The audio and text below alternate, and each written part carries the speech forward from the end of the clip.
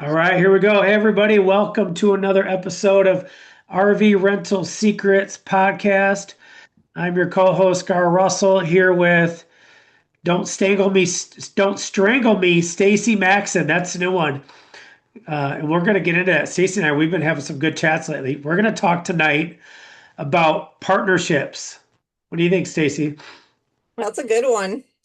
The power and problem of partnerships is the name of our topic. And we're gonna be like real and raw tonight. This is gonna be like a work husband wife therapy session. That's what it's gonna be. All the cards are on the table. Stacy's gonna share all the things about me that upset her, and I'm gonna apologize a whole bunch, like a good work husband should. And then she's gonna feel heard, and then tomorrow's a brand new day, and we just keep going forward. How's that sound?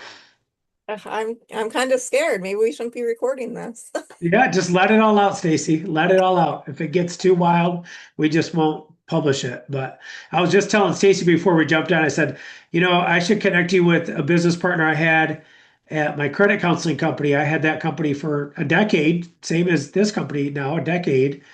And he was my business partner probably for about 7 years. And then he retired. He was like in his 70s. He retired and I bought him out. And then I sold the company a couple years later.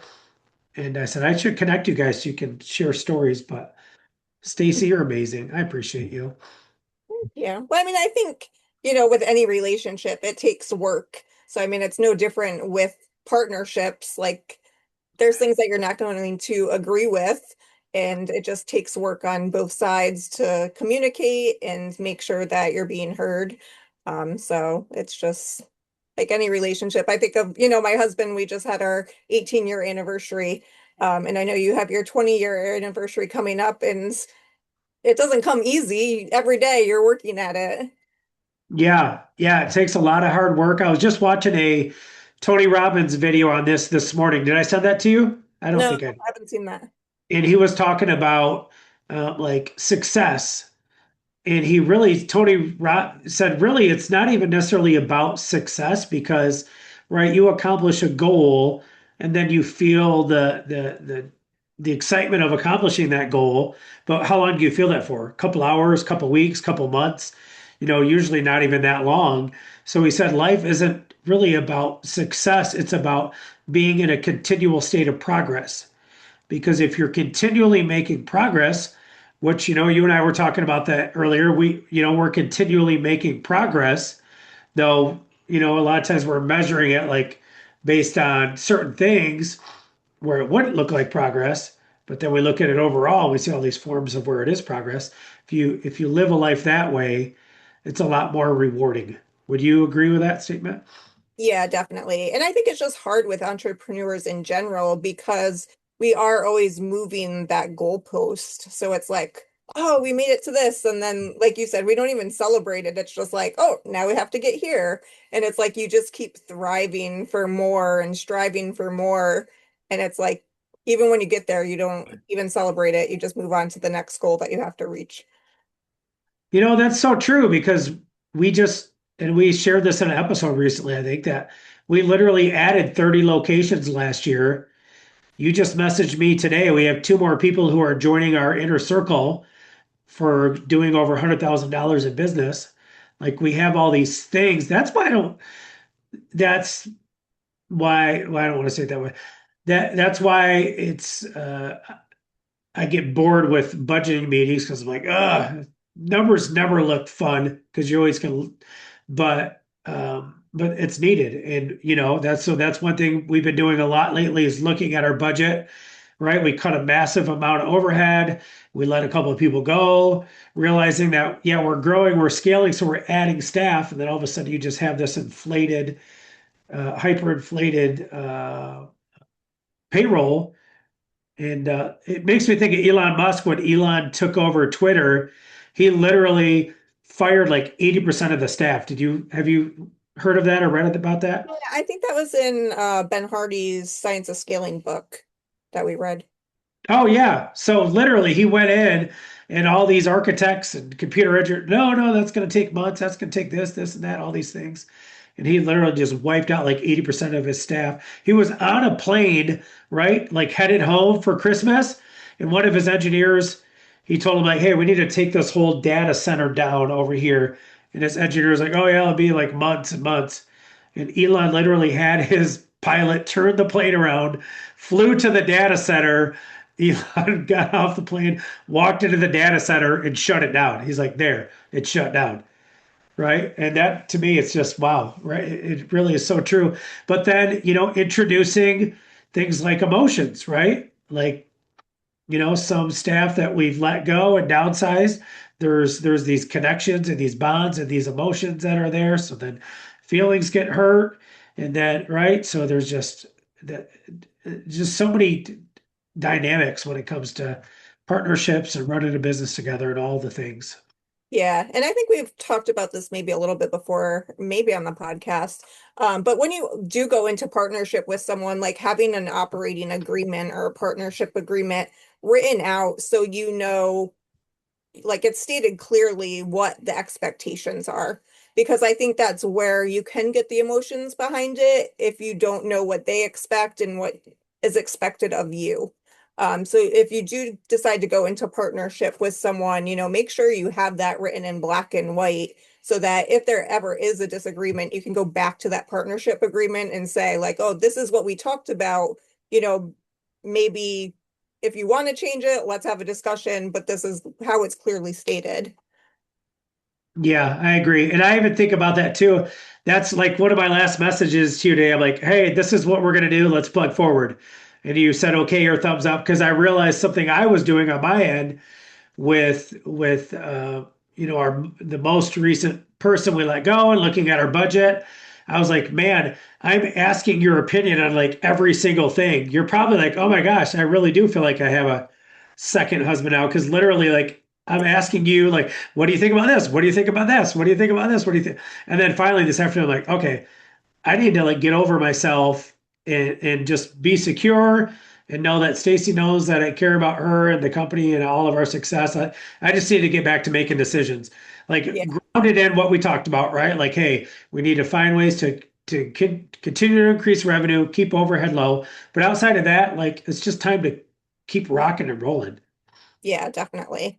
And I mean, to go into like we some of the good things about partnership, like you had mentioned, or we were talking about the book Science of Scaling. Like we read that together and we kind of had like our own little personal book club. And I think like one of the things I like about having a partnership is like you're kind of pushing each other to grow and learn. So it's nice to have someone, in your corner for that. Yeah, for sure. Like right there, see how Stacy just transitioned with my sob story? Stacy doesn't like to get emotional, so she's like, "All right, I'm going to transition to the positive now." So Gar can, get off his little feel sad for me speech. And that's Stacy, that reminds me, we should actually start another book together. That's what we need to do. What a good way to transition. Yep. Let's pick another book. And tell you what, if you're listening to the show, throw a comment below of like a business book that you recommend that you think was really impactful for your business or just your journey.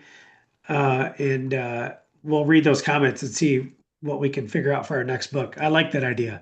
What a good transition. Yeah. Let's So get these what's something you enjoy about partnerships, Gar?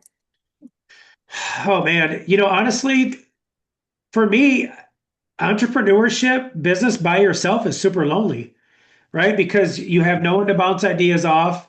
You get excited about something, you want to share it, and two, like I'll go off on rants and share different things with my wife about entrepreneurship, and that's necessarily not that super exciting to her, right? So, a lot of people they don't sit and talk shop or business with their spouse. Now, my wife and I do own a business together, so we have some there. But still, it it's really good to have that person to communicate back and forth with ideas and to encourage each other.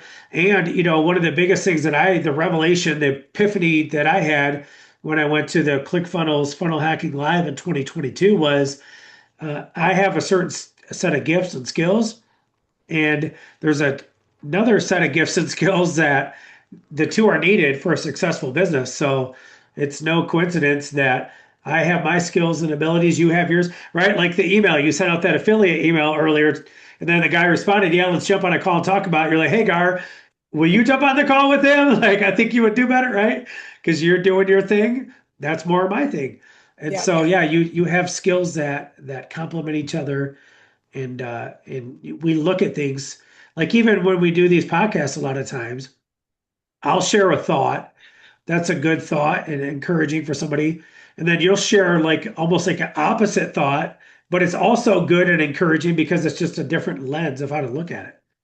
Yeah, exactly. And when you say too about, having someone to bounce ideas off of, I mean, if there's people listening that are, don't necessarily have this big business where they can bring in a partner, if it's just them renting out their RV or they have a couple RVs, we do have a Facebook group that's a community of all people that rent out their RV. So I'll make sure to drop that in the show notes. And you can go in there, you see that a lot of people are going through the same struggles as you are, or you can ask a question and get other people's opinions. So that can be a good starting point of, building that community. Yeah, that's so true. That's literally how I opened my second location in Michigan was I was in the Outdoorsy RV owners Facebook group 10 years ago, and I'm in there asking questions and I'm in there adding value. Like I love sharing what I was learning and coaching and helping other people. And then that's where I ran into Mr. Kim in the Upper Peninsula of Michigan. And he's like, wow, you seem to know like what you're doing and this and that. I like it. And I said, cool, why don't you be my guinea pig? We'll open a second location up there and you run it. And that's literally how we began to scale what at the time was called Michigan Camper Rental. Yeah, this was in a Yeah. group like that. Yeah, I think that group that we have, it's got over 5,000 members in it. And then also throw the link in there too, Stacy, for the RV rental private owned. That's another group of ours where we have, I think, over 32,000 members in there now. That's people with RVs and that's people looking to rent RVs. So that's another good group to join and just participate in. It starts to fill up your Facebook feed and you get to see questions and provide answers and add value. Yeah.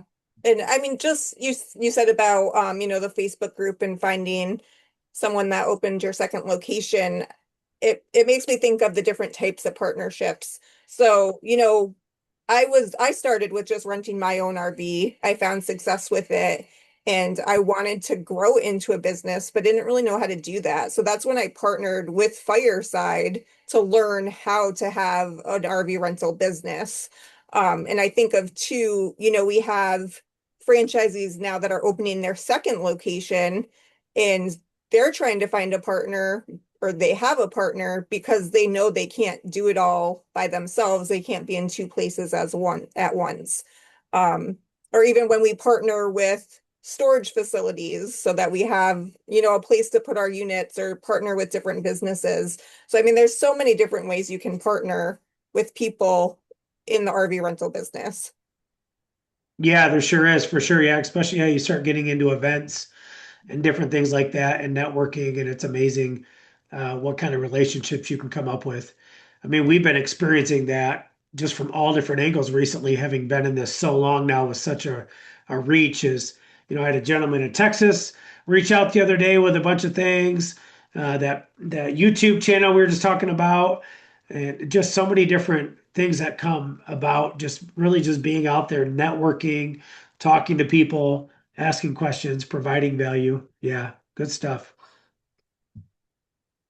Good stuff. All right, let's call that a wrap. What do you say? Yeah, sounds good.